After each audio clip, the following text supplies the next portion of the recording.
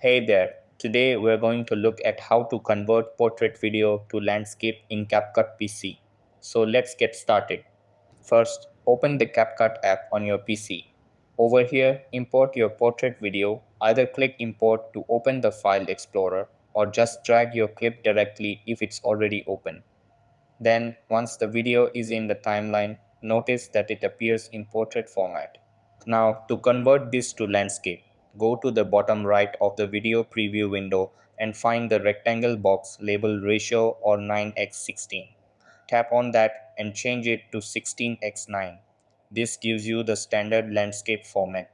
After that, click on the video in the timeline, then use the dots in any corner to resize and zoom in until it covers the entire screen. That's the first method, but it might cut off parts of your video. Then the second option is to duplicate the video and blur the background. Over here, right-click the video clip and choose Copy. After that, right-click again on the timeline and press Paste. Now you have two clips stacked. Select the bottom clip and resize it to fill the screen. Now when you play it back, you'll see your vertical video in the center and the same video plain blurred in the background without any black bars. And that wraps it up. Appreciate you watching. See you in the next.